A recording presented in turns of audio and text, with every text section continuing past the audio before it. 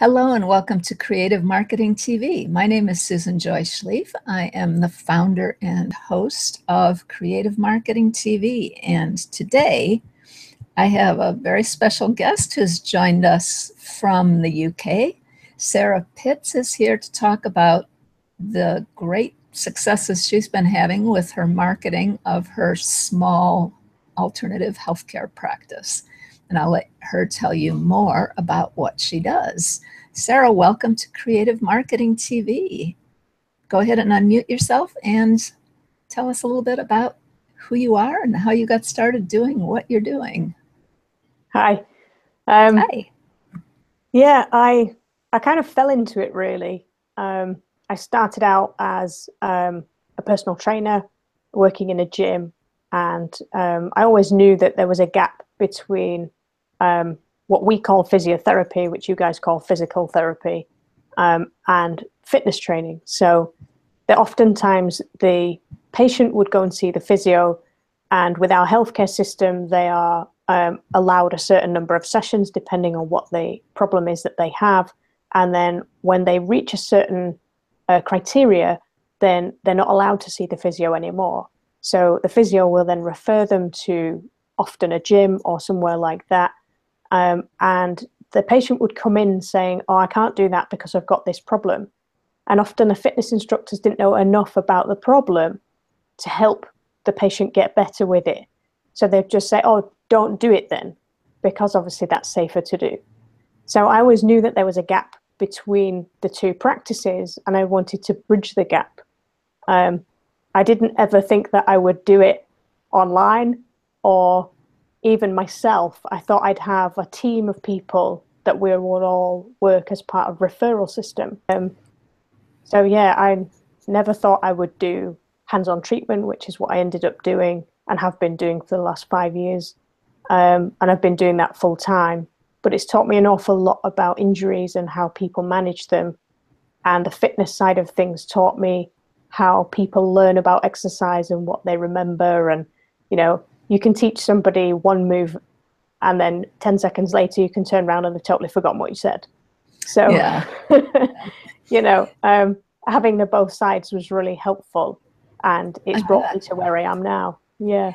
And it sounds like part of what you've done is to figure out where the gaps are in the services that are being provided to people with injuries. And you've figured out something that was missing and how you could provide that, right? Oh, absolutely. Yeah. I figured out that a lot of the problems stem from movement, and the solution is 90% movement. So it was like the theme that ran through everything, really. You know, it was the repetitive movement of the sports that people were doing that created the problems in the first place. And changing the movements that they were doing would significantly improve their recovery. So people weren't having to rely on treatments anymore. They could actually do 90% of the fixing for themselves. So the repetitive movements that they were doing that were, maybe we could say, poor body mechanics, right? That was contributing to the injury. And then you're showing them ways that they can use other movements to actually improve the condition. Yeah. Is that correct? Yeah. And so I know you've specialized in treating a really unique group of people. Can you talk a little bit about how you ended up zeroing in on that particular target market? Yeah, I mean, I work quite a lot now with age group triathletes, which basically means that they're part of a general competition, but all the competitors are categorized within their age group. And they call the people who are winning or coming close to winning those age group categories age groupers. So they're going out to win their age group category rather than the race itself. And even the World Championships have got an age group category. So they've got an open competition where all the people who have qualified for those World Championships within their age group get to go and compete for their age group at the World Championships. And I'm starting to work more now with triathletes who are breaking into those ranks of representing Great Britain for those age groups across a wide variety. So I work with everybody from like 30 up to 60 plus. Okay. So you're really working with cream of the crop athletes that are in the top of their categories or near the top of their categories, right? Yeah, and they're busy people, you know, they've got full-time jobs, often they've got families as well, you know, they're not professional athletes, they are just trying to do their best, but they happen to be winning, you know, top races.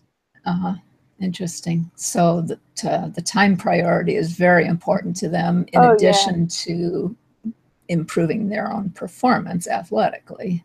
Yeah, absolutely. Yeah. So, you know, they haven't got time to see their physio every week, and they haven't got time to be doing an hour and a half's rehab before they do any training. You know, they've literally got the time to do the training and that's it. So what I deliver has to be quick and to the point and something that they can fit into their day. And it has to offer them better results than they would get from some other approach, right? Yeah. And you're finding that your approach does work for them, that they're getting better results with less time commitment. Yeah. I mean, the standard procedure at the moment in the industry seems to be foam rolling, stretching, and then strengthening. And those three things are having to be done individually within each muscle group. But because of what I do, I can target multiple muscle groups all at once that stretches and strengthens and stabilizes the body all at once. So the previous system, so the separate things, takes maybe 30 minutes. And what you would achieve in those 30 minutes, I can achieve in 5. Wow. Yeah, I can see why people are very interested in that. Yeah. So it's fascinating to me how you've discovered that, but I need to redirect us a little bit here, because really our audience here is entrepreneurs and small business owners and professionals, not athletes. So let's talk a little bit about how you are able to identify the advantages of your method and how you communicate those to the people who would be your potential clients. Okay. So, I mean, I have to say I started this online journey 2 years ago or thereabouts.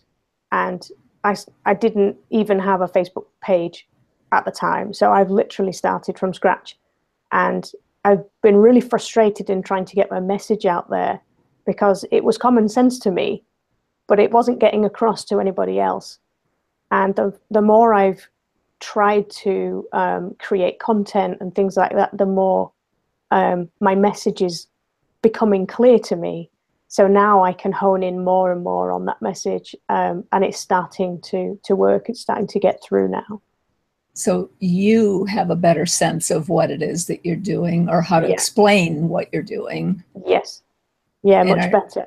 And are you seeing that you get better response now from potential clients that are reading your content or watching your videos? Yeah, I mean, it's still quite difficult because I don't have a sales background and I don't understand, the language that you need to use to get people interested, and people competing all the time for, they call it stop the scroll, don't they? I've heard that phrase before.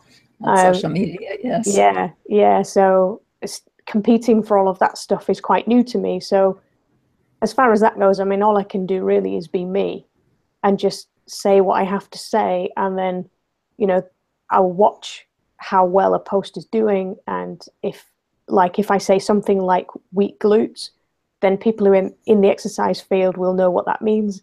And if they've been prescribed weak glutes or they've been told they have them, then that will resonate with those people. And I found that the more I pick out phrases like that, the more it's resonating with people. It's interesting because I know for a while I was a member of a group that followed Dan Kennedy, who's a well-known marketer here in the States, although I think he has followers all over. And he always talks about continuing the conversation that your prospect already has going on in their mind. Mm-hmm. So I think that's part of what you're talking about, finding the words that they would be using to describe their problem or their struggle. Yeah, I think most recently what I've found useful is to look at what they're already doing and then say why I don't agree with it. And that is starting to generate a lot more traffic. That's interesting. And how do you find out what they're already doing? Well, because it's industry standard stuff, really. So it's already, all the science stuff is already ingrained in their mind. So they automatically, in the UK anyway, we have the health system has it has a system to it. So you go to the GP, they'll send you to the physio, and if the physio doesn't work, they'll send you for surgery, and then their surgeon will send you back to physio. And at no point is anybody looking at the movement or anything other than the symptom. And it's a cycle that I think needs breaking, because if it was working, nobody would be injured, and everyone's injured. So, right. I think it needs a different approach, and taking what they're already, or what they know and what they feel comfortable with and what they think is working, and trying to help them understand that actually it's not working is something that's quite intriguing, I think, for people. And then I'm wondering if you might have this added complication. I'm thinking your national health insurance, I don't know if that's the right term that you use or not, that they have, like you said, a prescribed path of what the treatment should be. If you're proposing something different than that, people are going to have to pay for it themselves, right? Yes. Yeah. And our healthcare system so is it's not free. just that you're asking them to try something different, but that they have to pay for it as well. Absolutely. Yeah. Yeah. So, and our healthcare system in the UK is free. So that is a barrier to a lot of people. They'd rather, go through the NHS and wait for the physio. But having said that, a referral to the physio from the GP can take 6 weeks, if not longer. So you imagine how long you ignore the pain for before you go to the doctor. And then you still have to wait another 6 weeks after that. Yeah. So, and triathletes are very, very keen on getting back to training. They hate it when they miss training. So, they're actually more willing to pay. But it's if they use the term physio or physiotherapist, physical therapist, whatever, it's almost like they feel comfortable with that phrase because it's been taught to them that is what's going to help them get better. Right. So I would guess maybe you get people then that are willing to try it for a little bit while they're waiting to get their referral, right? And if they start to see some improvement, then maybe they would continue. Does that happen? Sometimes. Most of the time, I work with people who've got really chronic pain, or they've had an injury on and off for a lot of years. Okay. They've been managing it up to a point, and over the years, the time that they've had, the periods of good training that they've had in between the bouts of injury have got shorter and shorter, and they've been around everybody else. So by the time they come to me, they're really ready to try something different because everything else didn't work. Okay. Yeah. Even though that's the prescribed path, it's not getting the results they want. Yeah. So, yeah. So that sounds like you have a really good understanding of what the problem is they're dealing with. Yeah. Then how are you working with the text of your blog posts or your script for your videos or whatever it is to explain, so that you are addressing that audience, here, I know this is what you're struggling with, and I have a different solution to offer you. How do you start coming up with that wording? I think it's just practice, to be honest. I've tried being nice about it. I've tried modifying how I'm saying things so it's not coming across quite so strongly. And I've found that doesn't really help. So when I've just thought, actually, the posts that have had the most success for me recently are the ones where I've been in a rush to write it, and I've just haven't had time to consider how somebody might read it. I've just written it how I think it, and then gone, post it and done. and then it's inflamed some people, and other people have done, yeah, but I agree with you. And it started a lot of debate, which is great. And it's not to say that my way is right and other ways are wrong. It's just different. And I want people to think about the possibility that there is a difference out there rather than what they just have been taught before. So I think not necessarily that I'm angry and using foul language or anything like that. It's just when I take a stand on something, I'm not kind of beating about the bush, you know.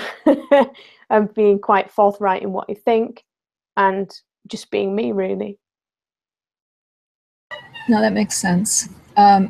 I unfortunately have a garbage truck right next to my building, so I'm going to ask you another question, mute myself, and let you talk for a while until they go away. Okay. So talk a little bit, if you would, about the video series that you've been doing. I know you've started using Facebook Live videos as well as some others. How is that being received by your audience? Are you getting good participation? Yeah, I mean, the Facebook Live I was doing every week for a while. I did it for over a year. And I did it on a Thursday lunchtime, which probably wasn't a great time for people to be live. And I just got used to the fact that nobody was actually going to be there live. And I just did the show anyway, as if I was talking to somebody. I didn't have the live comments coming in. But when I found that when I repurposed those videos and I put them on YouTube and I put them across Facebook into specific groups, they were received really, really well. And just demonstrating how people can do something differently and giving them something to feel the difference was really useful. And so you were showing them on the live video, you were showing them examples of what they could do? Yeah, and they can just follow along with me. I mean, that's kind of what I've been doing right from the beginning, really. Is the way I do things now. Is just, you know, when I'm demonstrating something, I want you to feel like I'm in the room with you and I'm just explaining it to you as if you stood there in front of me. So I do it with you and you follow along just like you would any kind of home DVD or exercise class, you know? Yeah, or even if they were in a live class with you, Yeah. right? Yeah. Yeah, and to me, that's one of the really exciting things about having such an easy way to do live video now is Oh, that it's you great. can do it as if it's a live class, even though Yeah. you're across the country or across the world from them, Yeah. right? Yeah. Yeah. And it's the easiest way to do the marketing I've found. You know, I absolutely hate you know, so much so that if I could spot one in the room, I'd walk out a couple of years ago. I was really didn't want to be in front of the camera at all. And it wasn't until I agreed to do a live question and answer session for a friend who's he's a triathlon coach and he has a group of triathletes that he was happy for me to do a question and answer session with them. And we were going to use Skype and it didn't work. So the only thing that I could think of was Facebook Live. And since then, I've thought, actually, this isn't that bad, you know, because I had something to say. It's when I don't have anything to say, I don't really see the point in being in front of the camera. So, but actually, I've found that the live video is the easiest way to market. It's the quickest. It just doesn't take any time at all. Yeah, I think that's great. I mean, that's one of the reasons that I like doing this live hangout show as well. You know, and as you may know, I do interviews for one session each month, and then I do a demonstration of software techniques or something like that for the other one. But let's talk a little bit more because I think a lot of people will relate to your fear of getting on camera.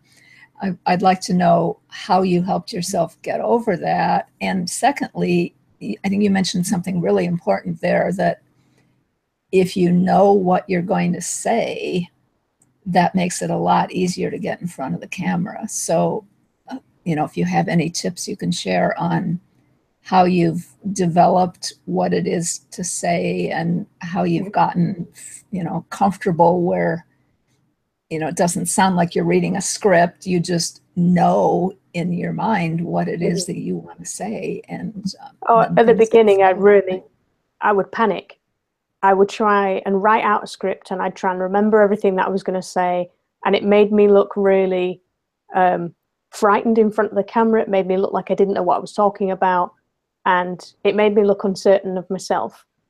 So the more I did it, the more I realized that actually I do know what I'm talking about, and I can do this. Because when I was working in the gyms that I was doing as a fitness instructor, personal trainer, I was also doing group classes. So you kind of get used to being in front of people and in a big group of, in a room with a big group of people in front of you and explaining to them what they're supposed to be doing. So after a while, it didn't really feel any different to me. As soon as we got to the movement stuff, I could just do it off the top of my head because I've been doing it for so long, and I think that's the key really, is to find your comfort zone, and play on that until you feel more confident in front of the camera. Because I did get to the point now where I don't even necessarily need to write a list of exercises that I'm going to do for a video that I might shoot. I just have them in my head and talk to the camera like I'm talking to you now. It's not scripted. It's all done in one take, and it's just done. And if I make a mistake, then that's just me talking, and I made a mistake, so we just carry on. Right. It just makes you look human and natural. Yeah. Right. Yeah. I don't worry about mistakes either. I know when I do a training, I will sometimes make a note of, these are the 2 or 3 websites that I'm going to go to show people something, just so I don't forget what was supposed to happen next. Oh, yeah. But in terms of what I'm actually going to say about it, at this point, I am like you, I've done it enough that I know how to teach it. But it did take me a while to get to the point where I knew the right wording to use so people would understand what I was explaining. Yeah. I mean, I think it's like that too? Oh, absolutely. Yeah. To me, it's like learning to drive a car. Over here in the UK, we have a manual shift. So there's more to learn than there is with the automatics. Yeah, we don't have so many manuals anymore. Although I did have one for a while, but okay, they're not very popular anymore. Well, the automatics aren't really popular over here. So, it's when we go through our standard driving lessons, you learn in a manual car unless you request an automatic car. So you have to think about what you're going to do with your foot, then with your gear stick, then, your mirrors, and, what you're doing with the signals, and thinking about the other cars. And it all seems quite scary and complicated at the time. But then when you've been driving a little while, you don't think about how you're going to change gear. You just do it. And you don't think about where the indicator is on the car. You just do it. And I think that's the same with getting comfortable doing the marketing stuff. You do the bits that you can do, and you get comfortable doing those bits, and then they become quite automatic. So then you can learn a bit more, and then you can get comfortable doing that bit, and then you can learn a bit more. So, it's not a case of trying to do everything all at once or being expert at anything. It's just doing what you can and learning as you go. And not worrying if you make a mistake, right? Oh, no. Yeah. No. Because that's part of the learning process. Yeah. I did hear somebody say, if you don't cringe at the first videos you make, then you're not doing it properly. I know I certainly have plenty of my old ones that I cringe at.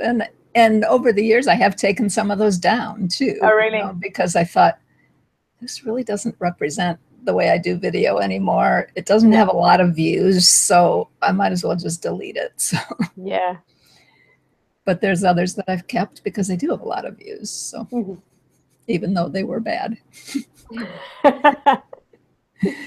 And, and part of that is too that it's really the message that people want, right? Now, there is a certain amount of professionalism and appearance that you have to focus on in order to not distract from the message. But ultimately, it's the information that's important, wouldn't you say? Absolutely. Yeah, definitely. I mean, it's interesting though, because I spent my time running away from being in front of the camera, and then I did a first draft of my sales page, and I wasn't on a video, and people were complaining. They were saying, "Where are you? Why aren't you talking to me?" So actually, I learned that people like seeing me on camera, and they feel comfortable with me talking to them because I talk to them as if I'm talking to somebody in the room. Yes. You do have a very natural style on Thank video, you. which is important, I think. Nobody wants to see someone get up there and look like they're reading the teleprompter. And Oh no. And that's one of the reasons now why I don't script anything. Mhm. You know, just I have a rough outline of what I want to say, and then, you know, I don't particularly practice anything either. You know, you Mhm. ask me a question, I'll answer it as if I'm just you asked me it for the first time, Yeah. because, you know, that's just me. Yeah.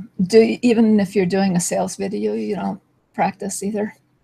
I mean, I've done 2 or 3 takes of I wrote a little verse and did a video with the verse, um, and there was a section of that video where I was on screen, and I did practice that because it was more important the intonation of my voice while I was doing that verse and trying Mhm. to get an excitement across to people, which, as you can tell, I'm not, you know, an incredibly excitable person. So You're very British in that way. Yes. yeah, exactly. So, you know, to have a little bit more enthusiasm in my voice and, you know, get that across was quite difficult for me. So, and of course, I couldn't remember some of the verse either. So that took a Yeah. few takes, but Yeah, I saw that video you did. That would not have been something that would just come naturally, I don't think so. no, But it was good. It was thank fun. you. Yeah, and I think that's the point. You know, you've just got to be yourself and have a bit of fun with stuff. Yeah. Yeah, I agree with you. Enthusiasm is great, but fun is probably even more important. So, Yeah. I um, mean, I've done videos before when I've been trying to remember what I'm supposed to say, and I come across really dull-faced and not very um, smiley. And I got to the end of the video and I'm thinking to myself, yes, I remember everything I was going to say. And you start relaxing and smiling, and people have commented, you need to do that all the way through the video. I'm like, oh, right. I need to not try and remember what I'm supposed to say. yeah. Well, I'll just put my 2 cents worth in here on that, because I've studied with a sales coach who really emphasizes the use of scripting, Mhm. but it's with the idea that you practice your script enough so that it's second nature and you Mhm. don't have to think about what you're going to say, because those words just roll off your tongue because you've said them so many times. Yeah, And yeah, I know for me, I find that's true. If I'm doing a specific sales related video, then I may practice it a bunch of times to yeah. get that wording set. But for most of the things I talk about, I've developed the language over the years, and Hmm. now that's the language I just use naturally to talk about certain things. So Exactly. And I think if yeah. you're in the company of people for a long time, like I've been working with triathletes for over 5 years now, and I think when you're hanging around those people and you're in those circles, you naturally pick up the words that they use, you know. Yes.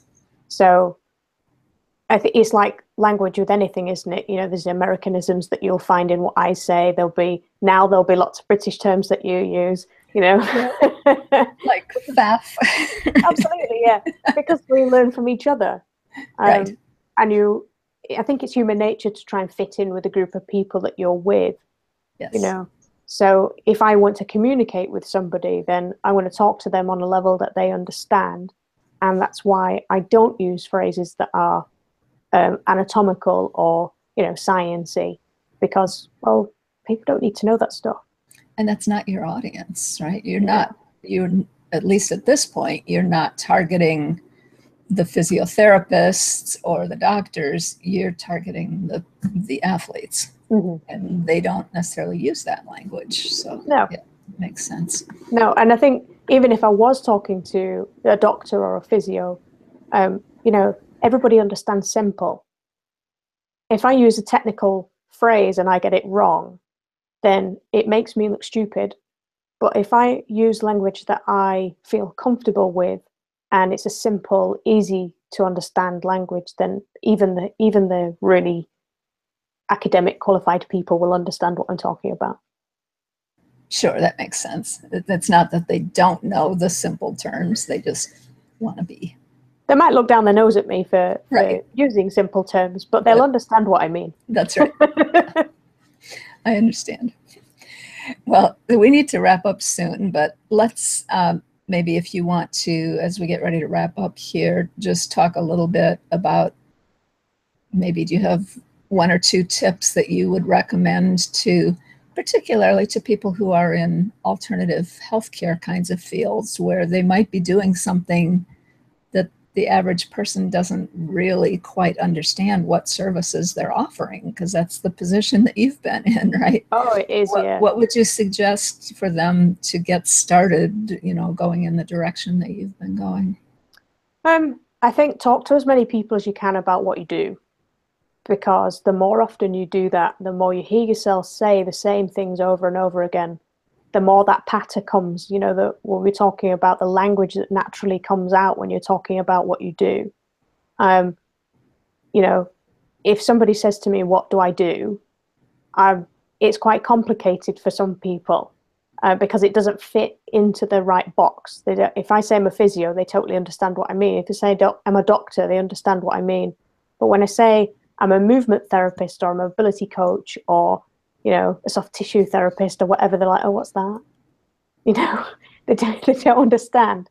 So I just say I fix bodies, and oh, do you mean like a physio then? It just gets a conversation started and then you can use the language that you want to use. But when you're alternative and you're struggling to explain yourself, you just have to try and explain yourself as many times as you can to people to try and get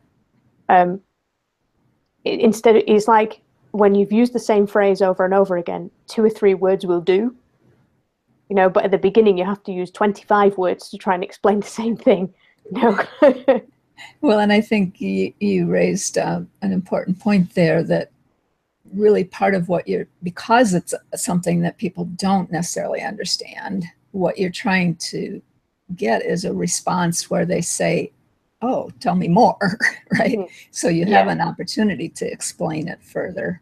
Yeah. And I'll just point out, part of what you did there is you switched from saying I'm a something or another, to saying what you do, mm-hmm. and describing what you do as a benefit, right? Yeah. And I think that's a really important place for people to look, because when you say I'm a doctor or I'm a physiotherapist, mm-hmm. what you're doing is saying I'm just like every other physiotherapist or doctor out there, and absolutely, I have nothing unique to identify me. Mm-hmm. And then people have no reason to ask you anything further. But if you say I do something that nobody else says they do, that mm-hmm. opens a window for conversation, right? Absolutely. Yeah. And I think ultimately the best thing that I ever did was just embrace being different. Don't be frightened of it, because the more you're frightened of it, the less you'll try and put it out there for people, or the more you'll try and water down what you're trying to say to not upset people. And it's just the way life is. You're going to upset people. And in a way, that's what you want with the marketing, because you're not trying to target everyone. You're trying to target the people who are going to buy stuff from you, and not everyone's going to buy stuff. Yes. And if you can upset those people at the beginning, then it saves a lot of your time. It saves a lot of their time in trying to convince them that it's what they need. That's a great point. Yeah. What your marketing should do is not only identify who is going to be interested, but just as importantly, it should exclude people that aren't really a good client for you, right? Mm-hmm. And it's not that they're not going to be a good client forever. It's just not right now. Yeah, it doesn't fit for them right now. Yep. Yeah, they might remember you down the road and exactly. Yeah, but now it's not what they're looking for, right? And they're not listening. So it doesn't matter what you say; they're just not listening. That's right. So it's better to get rid of those people now and let them kind of hear what you said, but not really take any notice of it. And then when other people start talking about it, then they'll start to change their minds and they'll start to come around, and then eventually they'll become a customer, because then it's more normal. But people are frightened of change. Yeah, definitely. Well, thank you, Sarah. This has been a very helpful conversation. I just want to take a minute to describe something that I have coming up in the future, and I would love to invite you to be part of this as well. Mm-hmm. I'm starting to shift my focus a little bit with my business. I'm still going to keep doing the training for entrepreneurs, like I've been doing video training and PowerPoint training. but I want to start reaching out more to alternative healthcare practitioners who I know often really don't have much of marketing going on. They're not getting enough clients. They don't really know how to get more clients because that's not what they learn in medical school or dental school or whatever they've been through, massage school, or, you know. Yeah. And they, you know, sometimes they don't want to be on social media because they don't really want everybody else knowing their personal business, you know. But I want to really start reaching out to them and offering both some training and coaching as well as marketing services if that's appropriate for them. So I'm not sure exactly. I'm looking maybe a few months down the road here, but I'm going to start putting together some small groups, I think, to test out some group coaching. And part of my plan is to, you know, to bring in people who are doing it well and let them talk about what they're doing. So I hope that's something that you might be interested in participating in. Yeah. So, yeah. Great. Yeah, because, you know, part of this is a new, it's not totally new, but, you know, figuring out exactly how to apply it in these alternative healthcare fields. That, you know, each one's unique because you're offering something that people don't necessarily understand and they don't have the vocabulary for it. So, Well, I think a big part of my learning curve has been having to learn it all from scratch myself. We know you have people like coaches or whoever that will help you along the way, but I think sometimes they get so used to the marketing side of things and how it works, they forget how a beginner sees what they say. And it's not always as easy as they make it sound. That's you know, yes, you can do this stuff, and you're absolutely perfectly capable of doing it, but it's a lot of learning. Yeah. You know, and I've been in a situation where I don't have any other choice. I've had to make this work for my income. You know, I don't have another job. This is just what I've had to do. And I think having that pressure has been a good thing for me because it's made me get on with it and do it. But yeah, I mean, if somebody had told me how much learning it was, I might never have bothered. But I'm glad I did. And I'm glad you did too. And I'm glad that it's working for you. So, thank you. All right. Well, thank you so much, Sarah. And I will look forward to talking to you in the future about some other projects. And just in case we do have people watching this in the future who are interested in your services rather than in what you're doing for marketing, if you want to go ahead and put a comment under the video once it's posted, you know, with a link for how people can get in touch with you, I think that would be great. And if there is anybody who's interested in your approach to dealing with athletic injuries, then they'll be able to reach out to you as well. Super.